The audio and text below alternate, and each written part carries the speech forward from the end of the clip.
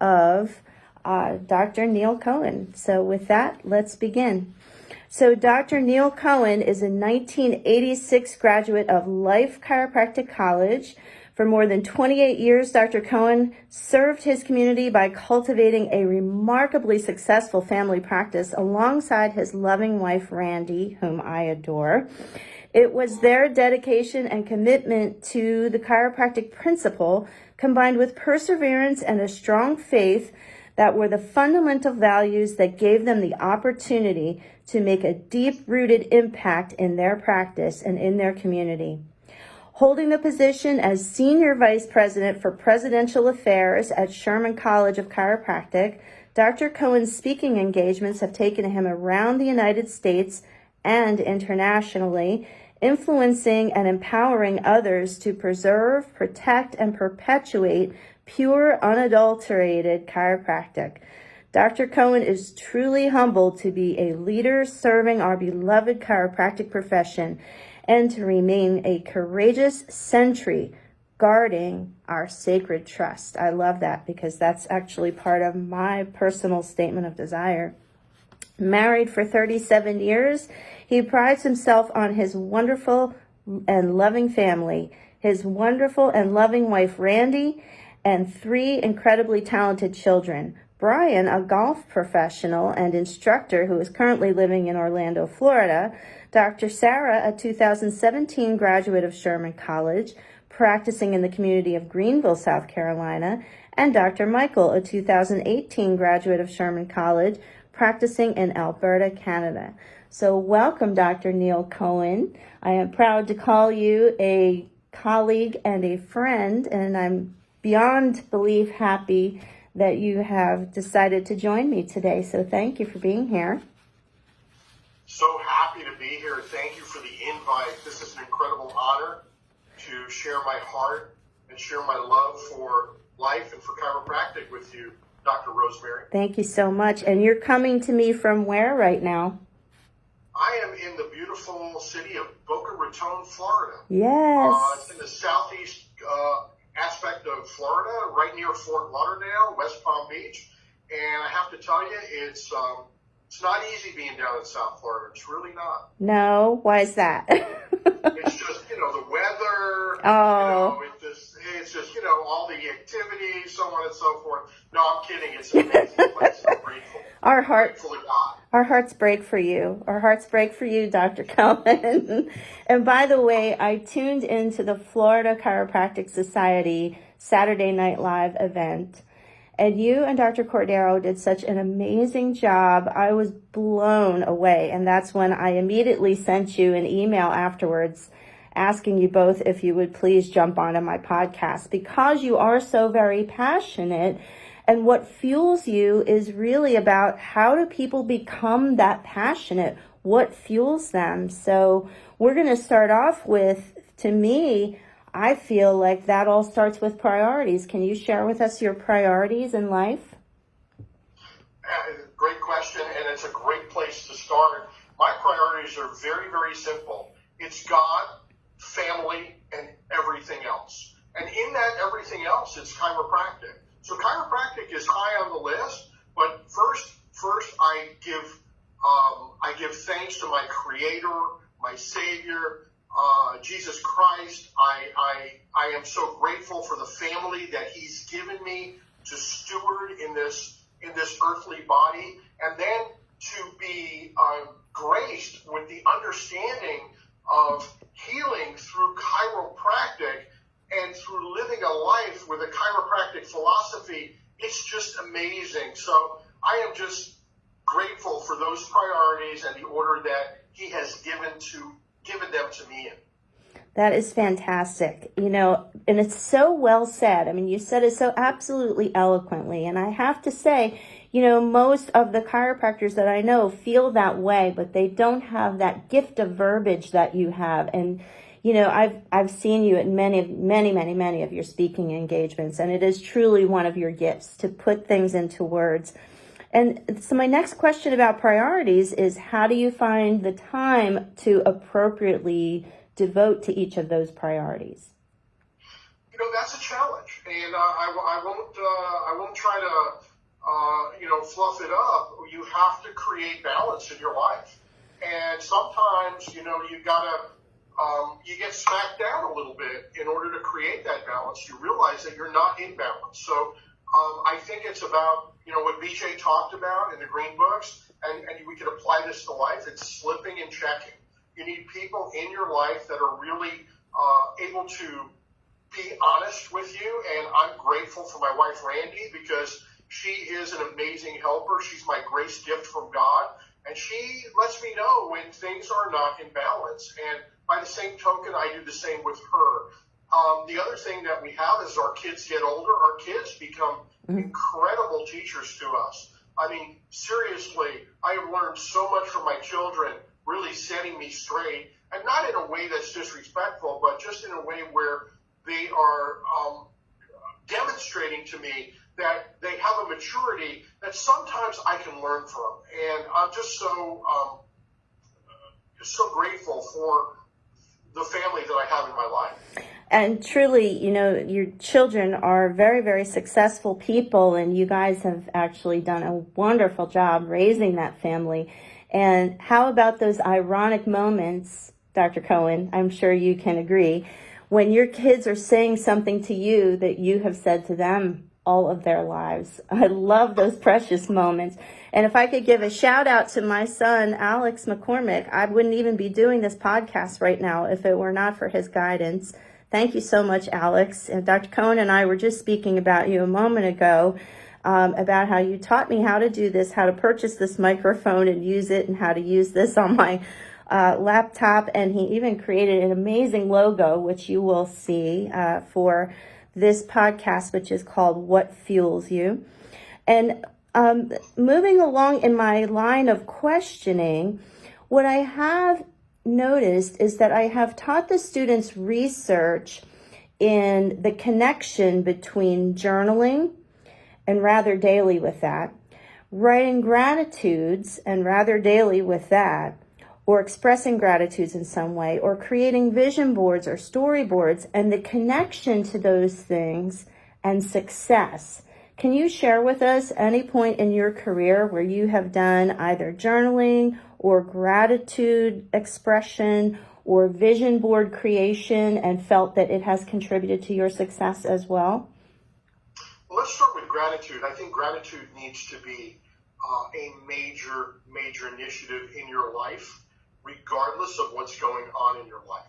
So if you can be grateful for the plan that God has given for your life, which is an eternal plan, which is an immutable plan, which is one plan, I think that gives you sanity. So sometimes life is not great, but if we can be grateful in a life that's not great, then we understand how it is to be joyful always. So that's I think gratitude is super important, and it's overarching in everything else. As far as journaling goes, I have journaled in the past, and what I love about journaling is that when you write it down, it becomes real.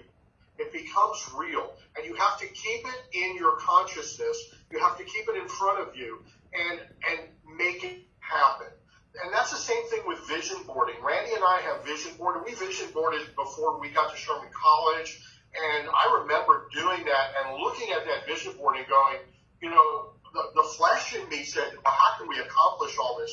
But literally, we accomplished everything in that vision board, and we have continued to vision board, and we have just been blessed with what God has given to us, because it starts in the mind. It starts with an idea, and then that idea requires a strategy, and then the strategy requires execution. But you have to put that idea down, and that idea has to become real. Then you create the strategy, and then you execute it, and lo and behold, you can get the things that you want. You can create the life that you would like to have. Wow. If I could just back up and reiterate some of these points that you've made, because they are so amazing. I want to go all the way back to talking about creating balance. You have to have a place in your life where you input your priorities and you forcibly create your balance. You don't have life be thrown at you And then, oh, let me sneak in my spouse, let me tuck in my kids somewhere. It's no, you put your wife and your kids and then you tuck life in, right? So that's creating balance, my understanding of what you said. And you talked about gratitudes, how to be joyful always. And we are taught biblically, in all things be grateful. That means just what you said, among all that's going on in life. Life is not always great, you said. But in all things be grateful, and then lo and behold, life becomes more great again, right? That gratitude, it's almost, it's almost like gravity. You can work it. It's always going to have the upper hand. Gravity just is.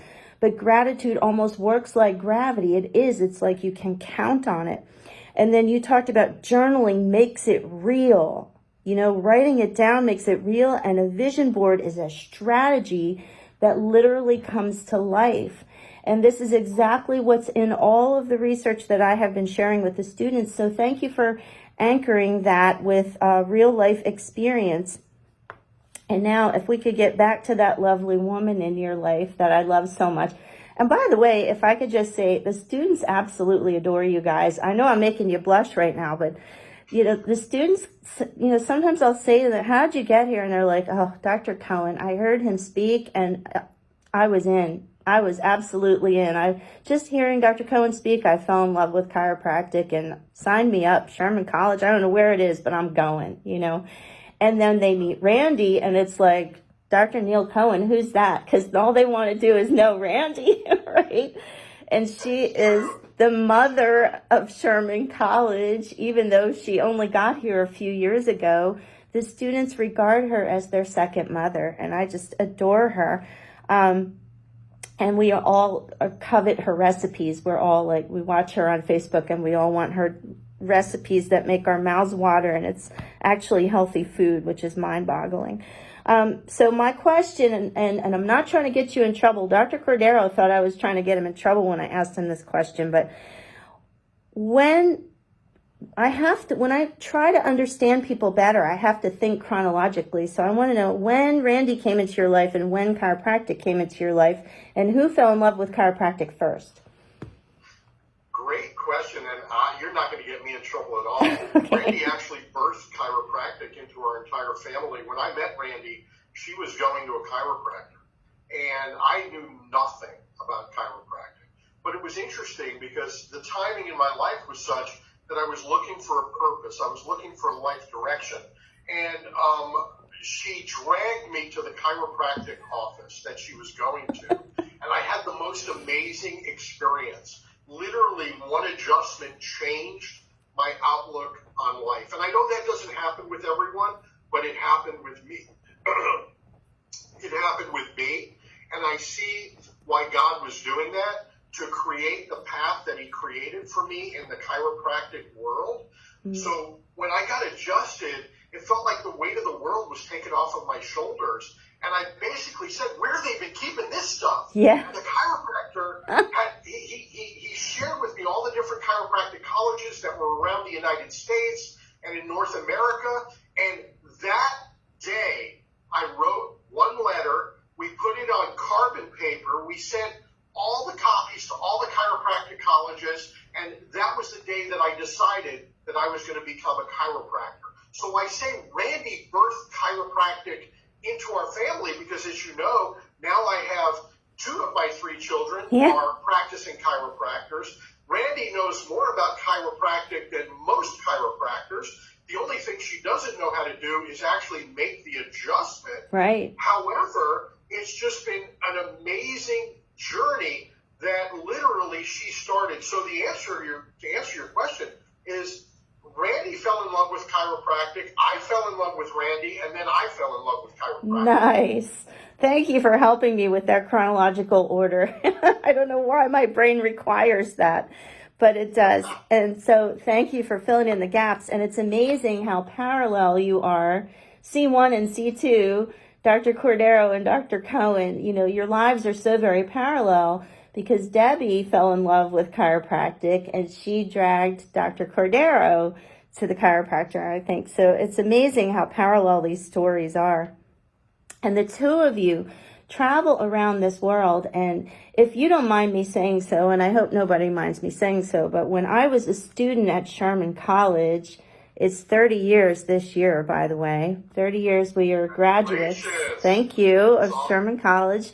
September 15th, 1990, if I can date myself here. I hope nobody minds me saying this, but we were the runt of the litter. Of all of the chiropractic colleges, we were smallest back then. And we were in the back of the line. And by the way, even though we were in the back of the line, nobody knew. We still had the highest board scores of any chiropractic college. Always have, and I think always will. So the education here has always been excellent. We may have been small, but we've always been smart. And then comes you and Dr. Cordero, and this place just explodes with growth. And, I think it's just a credit to, one, your love for chiropractic, two, your passion for the profession, and three, your amazing oratory skills, your amazing speaking skills. Can you speak to any of that? Well, the first thing that I'll say is, from a biblical perspective, God always puts last first and first last. So even though Sherman College many years ago was the runt of the litter, look at Sherman College now. And we're leading the way. We're the place to be. We're the most amazing chiropractic college, I believe, on the planet. And it's not because I get paid to say that. It's because I really believe that.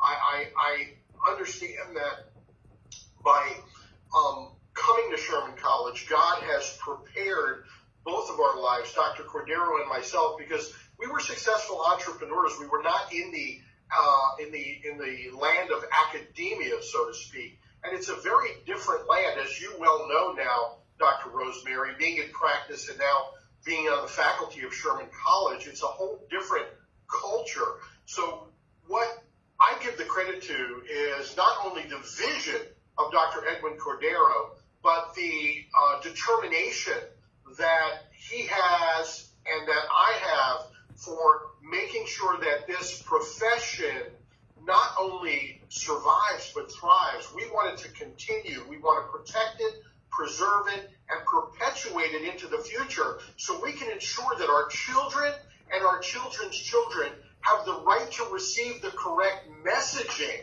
so they can become the thought leaders of tomorrow. They have the right to have a nervous system free of nerve interference so their brain and their body can speak to one another and they can be the best version of themselves. This is what chiropractic is about. It's about sharing this great message. It's not about waiting to get sick and trying to find the answers. It's about knowing the power that's within every human being to recreate oneself in a healthy manner and making sure that that communication system is not only alive but alive and well. And so we are just honored to be able to share this message with those that will listen.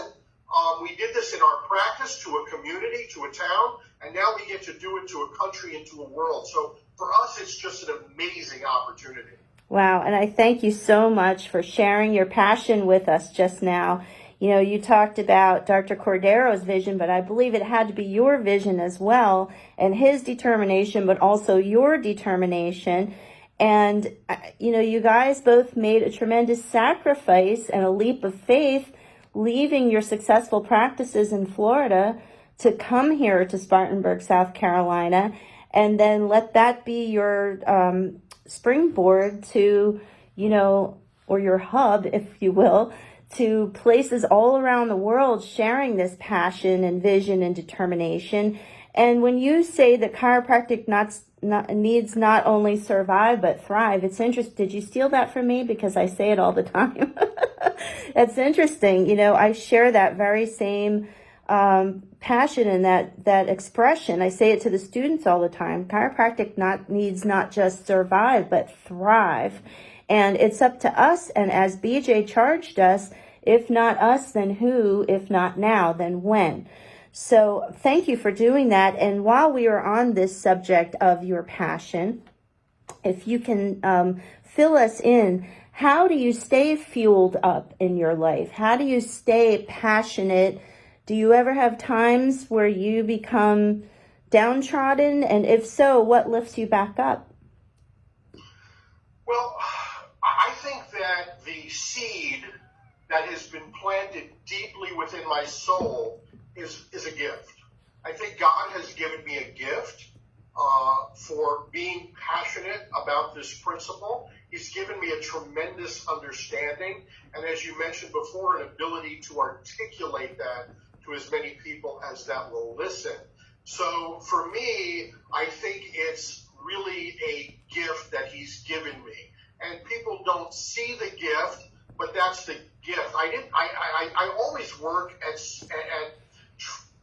attempting to make the message clearer, to make the message better. But the message itself is super important.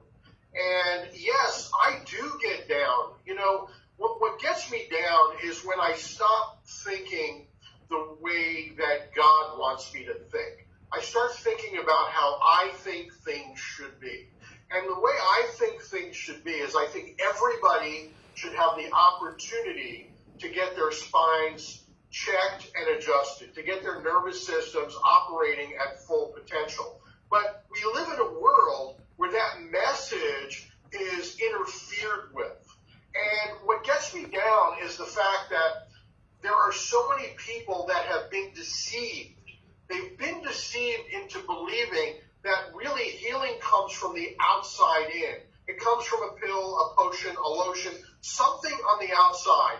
And so it reminds me of the story of the Wizard of Oz. And the three characters at the end, they did not realize that the entire time they possessed all the necessary tools that required them to have courage, to have brains, and to have heart. Well, we have all the necessary tools to have health and to have this amazing life, but we're taught in our society that we don't have it, that we can lose it, that we need to be fearful of things from the outside in, and truly what we have to do is we have to strengthen ourselves from the inside out. So it gets me down that people are blinded to the truth, and that the messaging out there, for the most part in the world, continues to blind them.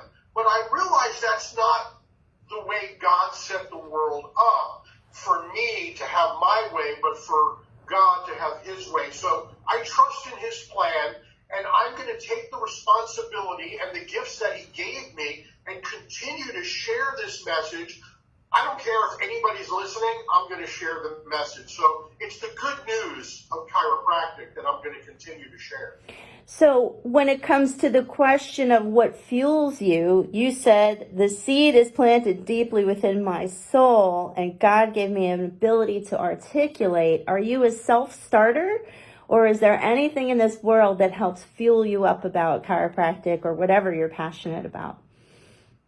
Well, what fuels me up about chiropractic is the encouragement that I get from the people that are turned on to the truth.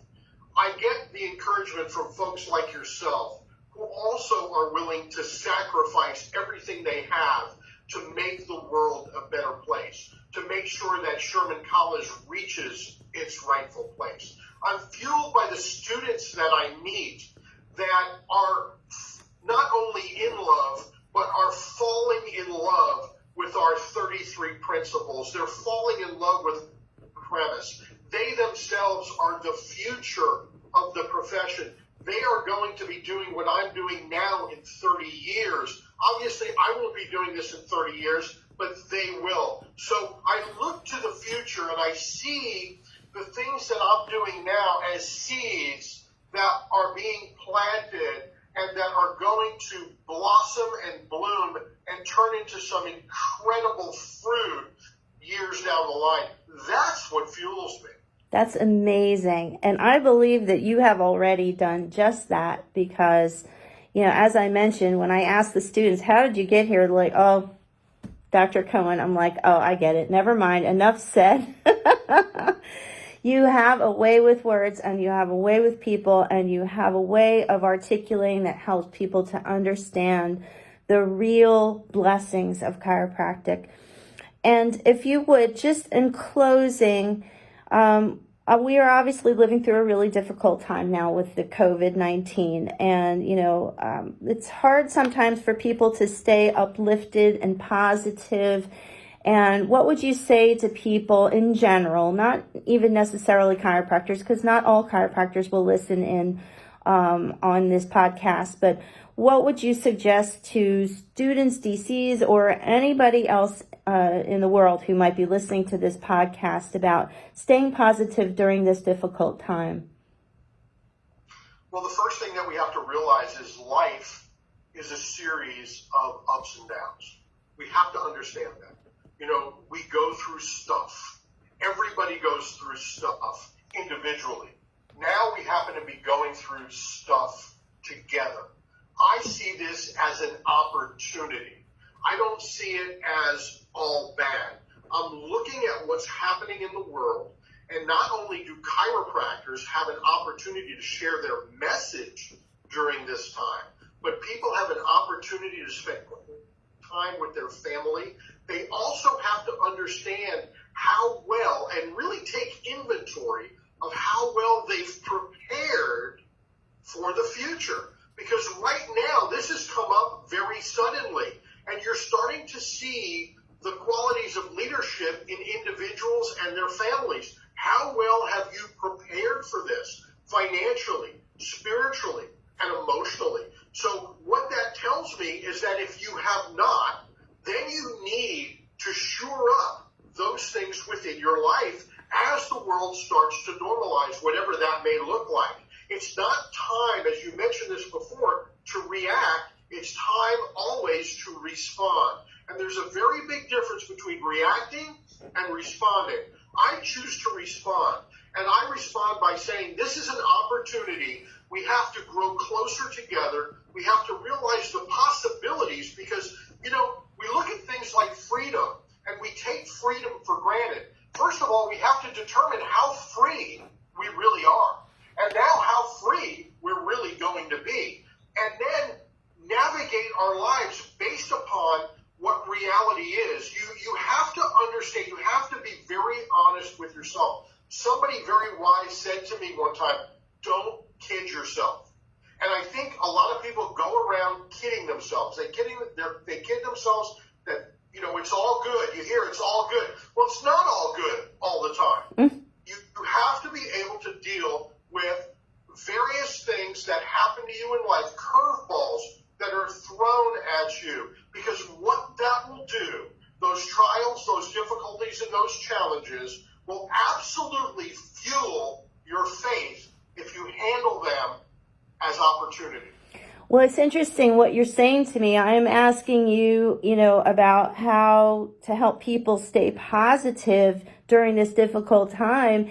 And what you're saying to me is to actually take this difficult time and let it fuel you.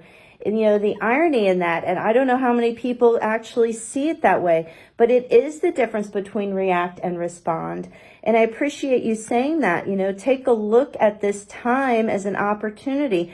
How well have you prepared? Have you shored up, so to speak? And if not, the time is now to start figuring out how you are going to shore up. So I really appreciate that. It takes us full circle to this whole conversation we had right up to the very beginning about creating balance in your life. And I think that you must be a master of that. And I'm so absolutely appreciative that you have allowed me this opportunity to do this interview. And it has been such an honor and a pleasure. Thank you so much, Dr. Neil Cohen. And any parting words for our listeners? I just want to say this was fun. And I pray blessings on everybody that's listening to this. I hope that it helps in some way. And I just want everyone to know how much I love them and I appreciate them. And I'm so grateful to have the life that I have. And again, I'll just say what I said in the beginning, that the real master of all of this is my God and my Savior, the Lord Jesus Christ. And I'm so grateful that He has done all of these things for all of us. So thank you, Dr. Rosemary. My pleasure. I love you. I love Dr. Scott. And I look forward to seeing you very soon. Thank you. Give our love to Randy and the kids. I will. All right. All right. We will talk with you soon. Thank you, Dr. Neil Cohen. Bye-bye, everybody.